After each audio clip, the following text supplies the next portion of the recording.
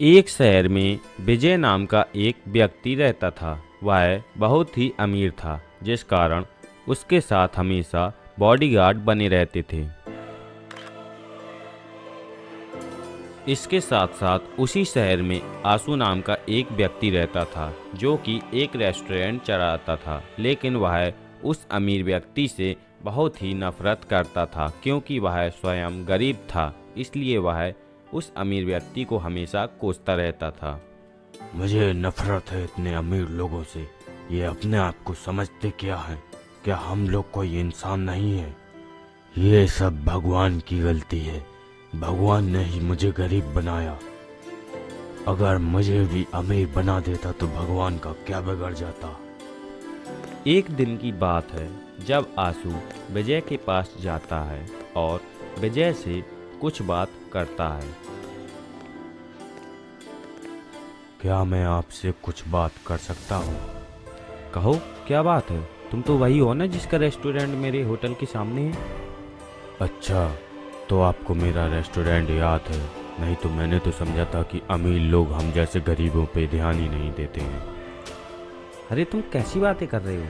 क्या ये अमीर गरीब लगा रखा है? अमीर गरीब कुछ नहीं होता है मेरे भाई। ये तो आप कहोगे ही, क्योंकि आपने कभी गरीबी नहीं देखी है। अगर हमारे जैसे गरीब होते तो आपको मालूम चलता कि गरीब होना क्या होता है। तो फिर हम एक काम करते हैं, एक दिन के लिए हम दोनों अपने अपने प्रोफेशन को चेंज कर लेते हैं। तुम मेरा अच्छा वाला होटल चला लेना, मैं तुम्हारा रेस्टोरेंट चला लूँगा, और उससे हमें एक दूसरे के जीवन के बारे में भी जानकारी हो जाएगी। अगर तुम्हें मेरा जीवन अच्छा लगता है तो तुम्हें जानकारी हो जाएगी, और मैं भी देख लूँगा कि गरीबी में जीवन कैसे कटता है। और अगले ही दिन विजय उस गरीब व्यक्ति का रेस्टोरेंट ले लेता है और आशु अमीर व्यक्ति विजय की जगह ले लेता है। आशु अमीर व्यक्ति बनकर काफ़ी खुश हो रहा होता है, लेकिन विजय थोड़ा परेशान होता है, क्योंकि वह आज थोड़ा नर्वस होता है, क्योंकि उसे आज सारा का सारा रेस्टोरेंट अकेले ही संभालना पड़ेगा। लेकिन वह थोड़ी ही देर में रेस्टोरेंट को अच्छे से संभाल लेता है, जिससे उसे परेशानी नहीं होती है और कस्टमर भी आने लगते हैं। और वहीं दूसरी तरफ आशु होटल को संभालकर होटल के प्रत्येक चीज़ों के रेट बढ़ा देता है।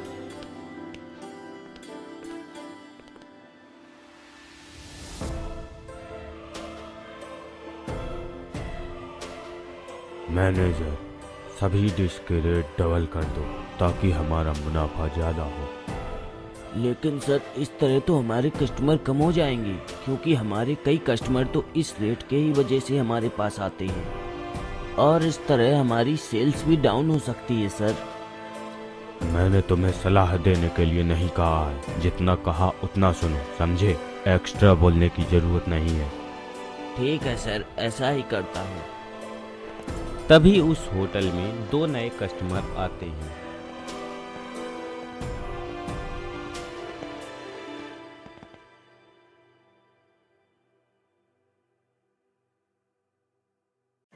अरे मोटो भाई, कोई होटल में है क्या? हमारा ऑर्डर लिख लीजिए।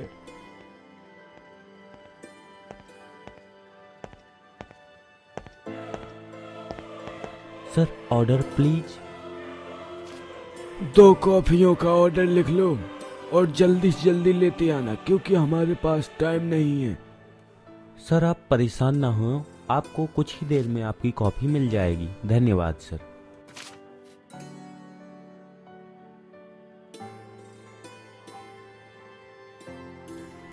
भाई, इसका आप बिल भी लेते आना जरा। सर, आपके 400 रुपए हो गए हैं। इतनी महंगी कॉफी तो आती नहीं है, फिर ये बिल इतना ज्यादा क्यों? सर, मुझे माफ़ कर दीजिएगा, हमारे होटल के नए चेयरमैन आए हैं, उन्होंने सभी चीज़ों के रेट डबल कर दिए हैं, इसलिए मैं आपकी कोई भी मदद नहीं कर सकता हूँ।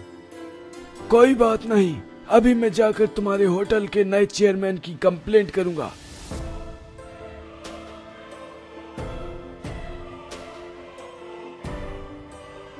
नाराज होकर वे दोनों कस्टमर उस होटल से बाहर चले जाते हैं।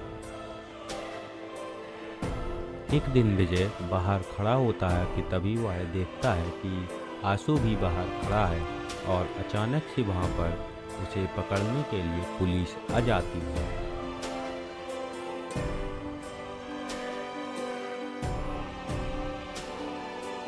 और उन गाड़ियों में से कुछ लोग उतरते हैं जो कि पुलिस वाले होते हैं और वे सब आशु के पास जाते हैं।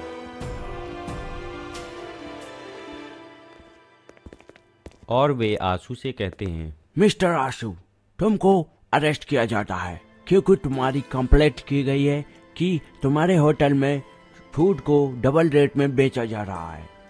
Officers, arrest him. सर मुझे माफ़ कर दीजिए, अब मैं ऐसी गलती नहीं करूँगा।